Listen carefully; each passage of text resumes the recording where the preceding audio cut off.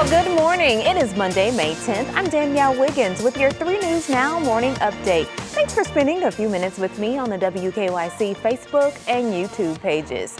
So, did you catch Terminal Tower in downtown Cleveland overnight? It was lit orange to welcome our friend Al Roker to Cleveland. Yeah, you know the Today Show. It's the orange is the color. And of course, they are helping the Today Show, We Are as well, kick off its Reopening America series. More on that in a moment because we need to know if we're going to see rain and yes, snow again today. Holly has your answer. Thank you so much, Danielle. As we look ahead to the rest of the afternoon on your National Design Mart forecast, we are seeing sunshine after fog earlier today for many of you. And you know what? A little milder than those crazy 40s we had yesterday for highs on top of snow. Getting into tonight and your Tuesday, it is going to be more of a mix of clouds and sun tomorrow. Can't rule out a little sprinkle. Chances are very small, though.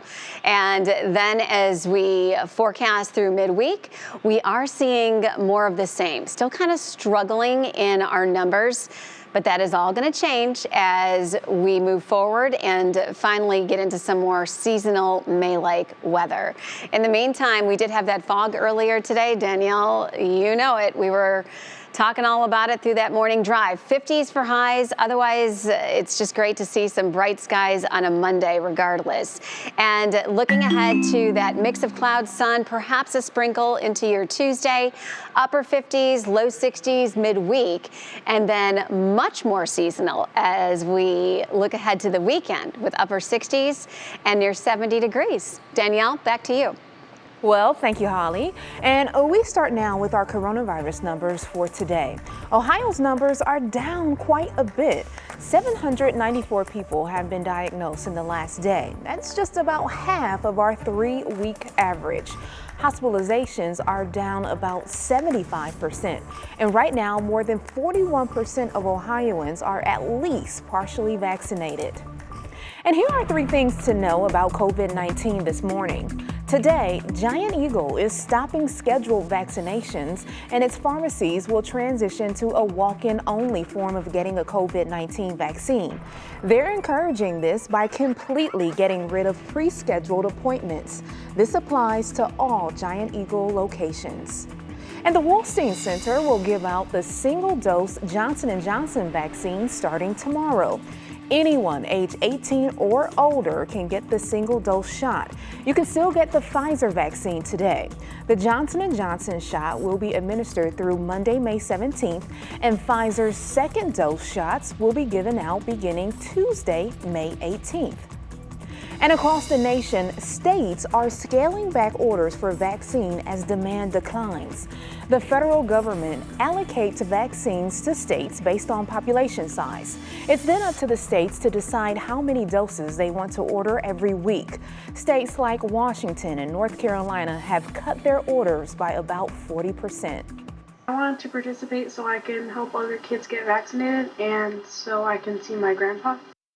And there is still another vaccine in phase trials, Novavax, and local 12-year-old Zoe Acosta is one of the kids participating in those trials.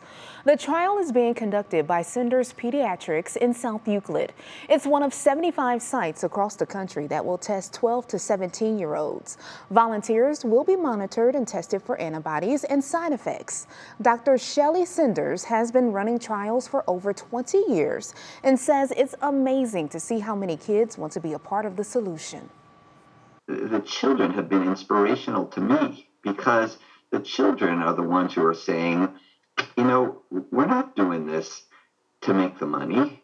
We're doing this because we're going to make a difference. And a generation from now, we're going to be able to tell our kids that the pandemic stopped because of things that we did. Zoe got her first shot for the trial a few days ago, and she says so far she's feeling good with no reactions.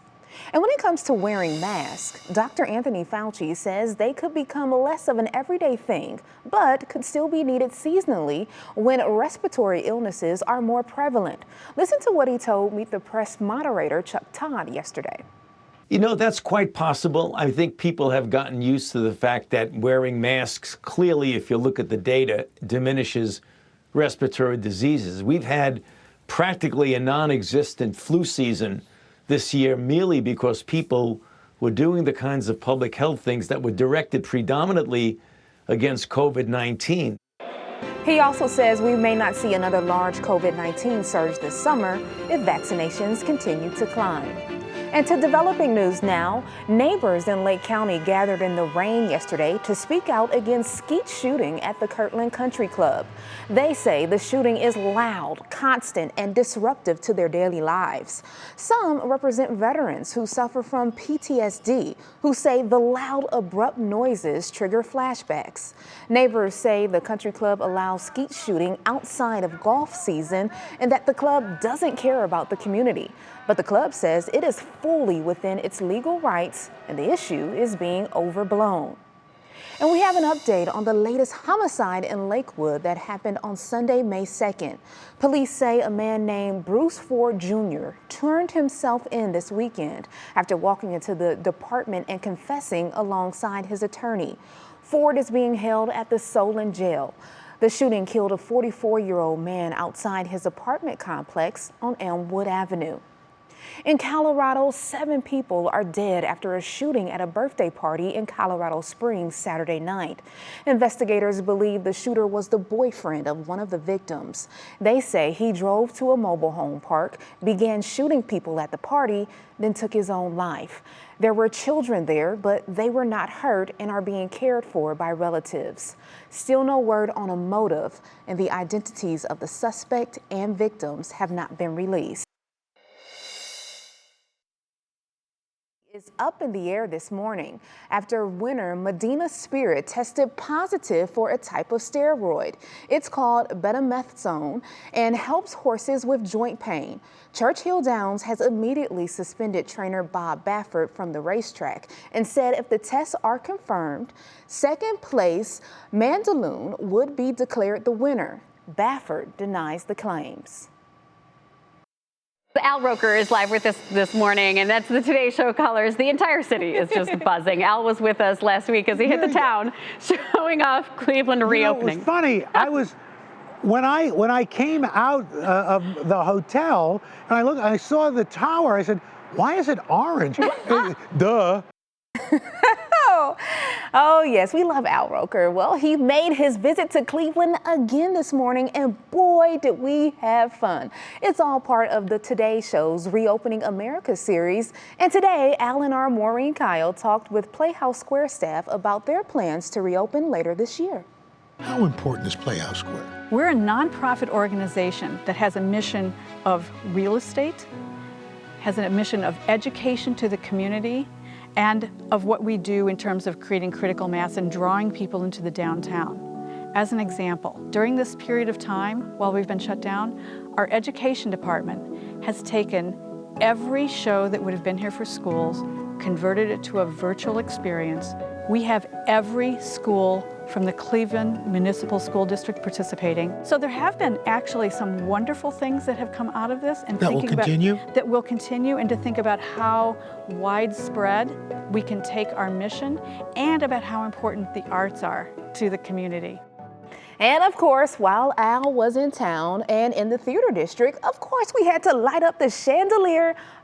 So much fun having Al here. So make sure you watch out for more Reopening America pieces from us and the Today Show all week on 3 News. And Al, he actually stopped at the Karamu House as well. Well, thank you for taking time to join me for this 3 News Now morning update. Our digital team will continue to bring you the stories making headlines around Northeast Ohio and the world, including how Ford is recalling over 600,000 Explorer model SUVs in the U.S., Canada, and Mexico. So make sure you continue to check our social media pages and WKYC.com throughout the day. I'm Danielle Wiggins, and I'll see you tomorrow morning on Go, starting at 4:30 a.m. Have a great day, everybody.